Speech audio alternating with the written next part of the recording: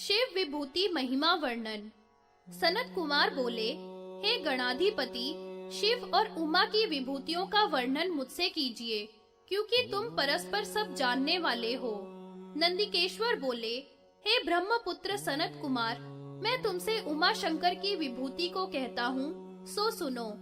परमात्मा शिव को कहते हैं और पार्वती को शिवा कहते हैं। शिव को परमेश्वर कहते हैं और गौरी को माया कहते हैं।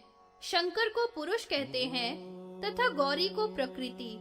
अर्थ शंभु है तो शिवा पार्वती वाणी है। शंकर दिन है तो शिवा निशा है। सब तंतु महादेव हैं और दक्षिणा पार्वती है। आकाश रूपी शंकर हैं और पृथ्वी रुद्राणी है।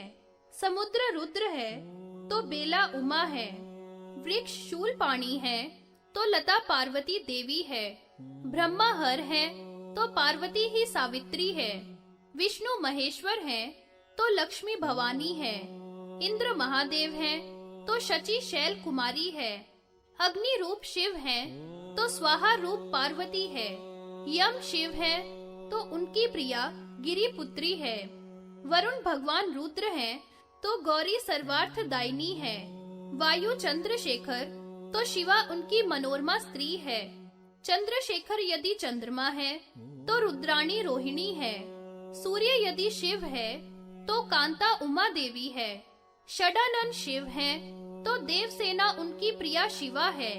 यज्ञेश्वर देव दक्ष है तो उमा प्रसूति है। मनु यदि शंभु है तो उमा शतरूपा है। भृगु महादेव है तो ख्याति पार्वती है। अर्थात सब पुरुष महेश्वर शंकर के रूप हैं और सब स्त्रियां उमा पार्वती का स्वरूप हैं। पुल्लिंग के वाचक जितने भी शब्द हैं वह शिव रूप हैं और स्त्रीलिंग से वाचक सभी शब्द उमा पार्वती के रूप हैं। सब उमा महेश्वर रूप जानना चाहिए। पदार्थों की जो शक्ति है वह सब गौरी रूप है। 8 प्रकृति भगवती देवी की मूर्ति कही है। जैसे अग्नि से बहुत से स्फुल्लिंग उत्पन्न होते हैं, शरीरधारियों के सब शरीर के रूप हैं और सब शरीर शंकर के रूप हैं। सुनने योग्य सभी रूप उमा रूप है तो श्रोता रूप सभी शंकर हैं। सृष्टि करने योग्य सभी रूप उमा है तो सृष्टा शंकर का रूप है। दृश्य पदार्थ यदि पार्वती है तो दृष्टा शंकर का रूप है। रस रूप उमा है तो रस्यता देव शंकर हैं। गंध यदि उमा है सूंघने वाले महेश्वर हैं। बोध करने योग्य वस्तु उमा है तो बोधा शंकर हैं। पीठाकृति उमा है तो लिंग रूप शिव हैं। जो जो पदार्थ लिंग हैं अंकित हैं वे सब शिव तथा जो जो पदार्थ भगांकित हैं वे उमा का रूप है। ज्ञेय उमा रूप है तो ज्ञाता शंकर हैं। क्षेत्र रूप को देवी धारण करती है तो क्षेत्रज भगवान शंकर हैं। जो शिवलिंग को त्याग कर अन्य देवों को पूजता है वह राजा वेश सहित रौरव नरक को प्राप्त होता है। जो राजा शिव का भक्त न होकर अन्य देवताओं में भक्ति करता है वह ऐसे मानने चाहिए जैसे युवती स्त्री अपने पति को त्याग कर अन्य पुरुष का सेवन करती हो। राजा ऋषि मुनि सभी देव शिवजी की पूजा करते हैं। विष्णु ने भी सेना सहित रावण को मारने के लिए समुद्र के किनारे पर विधि पूर्वक शिवलिंग की स्थापना की थी। हजारों पाप करके तथा सैकड़ों ब्राह्मणों का वध करके भी जो भाव सहित शंकर का आश्रय लेता है वह सब पापों से मुक्त होता है, इसमें कोई संशय नहीं है। सब लोग लिंगमय हैं और सभी लिंग में प्रतिष्ठित हैं। इसलिए शाश्वत पद की इच्छा करने वाले को लिंग की पूजा करनी चाहिए। शिव और पार्वती दोनों सर्व आकार रूप से स्थित हैं। अतः कल्याण की इच्छा करने वाले पुरुषों को सदा उमा शंकर की पूजा करनी चाहिए और नमस्कार करना चाहिए। शिव के विश्व रूप का वर्णन। सनत कुमार बोले, हे गणेश्वर, हे महामते, आपने शंकर भगवान को 8 मूर्तियों वाला बताया, अतः अब उसके विश्व रूप का वर्णन कीजिए। नंदिकेश्वर बोले, हे कमल से उत्पन्न होने वाले ब्रह्मा जी के पुत्र सनत कुमार, मैं अब तुमसे उमापति महादेव के विश्व रूप का वर्णन करूंगा, सो आप सुनिए। पृथ्वी, जल, अग्नि, वायु, आकाश, सूर्य, चंद्रमा, यजमान, ये शिव की 8 मूर्ति कही है। अग्निहोत्र में अर्पण करने से तथा सूर्य रूपी आत्मा में अर्पण करने से सभी देवता तृप्त हो जाते हैं। ये दोनों शिव की विभूति है। सूर्य की 12 कला है, मुनि लोग उसी का भजन करते हैं। आदित्य को अमृत नाम वाली कला, जो भूत संजीवनी कही है, उसका देवता पान करते हैं। सूर्य रूपी शिव की दूसरी चंद्र नाम वाली कला है, वह औषधियों की वृद्धि के हिम की वर्षा करती है। सूर्य की शुक्ल नाम वाली किरण लोक में धर्म का विस्तार करती है और धान्य के पकाने का काम करती है। दिवाकर रूपी शिव की हरिकेश नाम की किरण नक्षत्रों का पोषण करती है। उनकी विश्वकर्मा नाम वाली किरण बुध ग्रह का पोषण करती है। सर्वेश्वर के सप्तसप्ती स्वरूप की किरण का नाम विश्वव्यच नाम की किरण शुक्र का पोषण करने वाली है। त्रिशूली की सयन वसु नाम वाली किरण मंगल का पोषण करती है। अर्वा वसु नाम की किरण बृहस्पति का पोषण करती है। शिव रूपी सूर्य की सुराट नाम की किरण शनिश्चर का पोषण करती है। सूर्यात्मक उमापति की सुषमना नाम की किरण चंद्रमा का पोषण करती है। शंभु का जो चंद्रमा रूपी शरीर है, वह अमृतमयी षोडश कलाओं में स्थित है।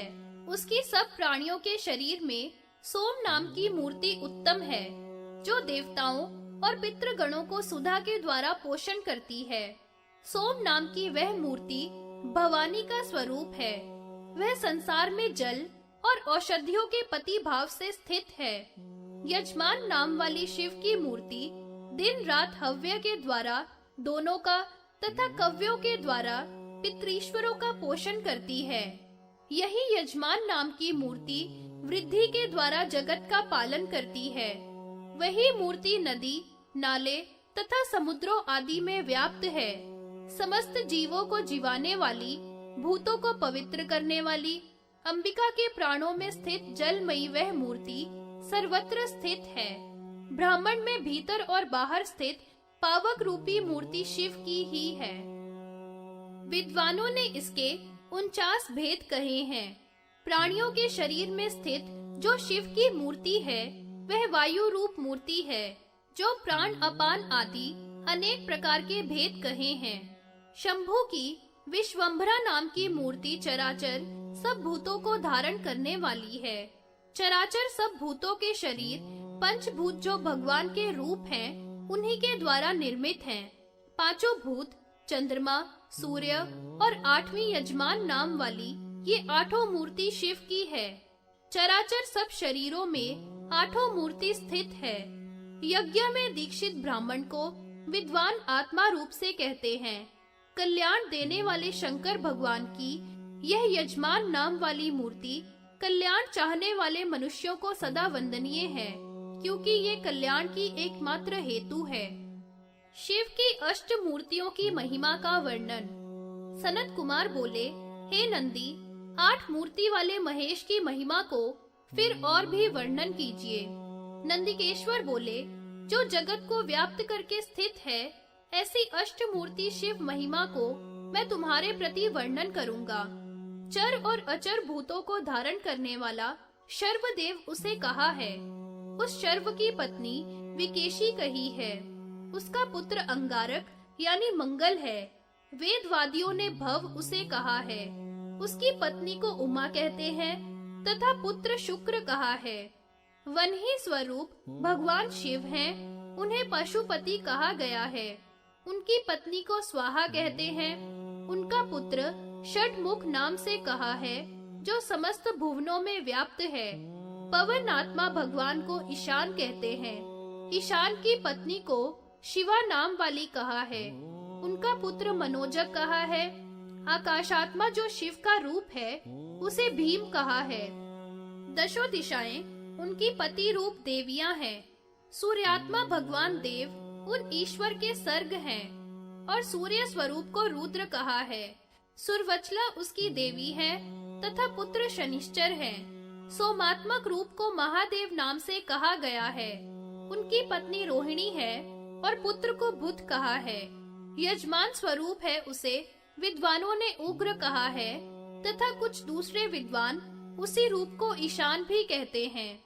उग्र देव की पत्नी को दीक्षा कहते हैं। उनका पुत्र संतान नाम से कहा जाता है।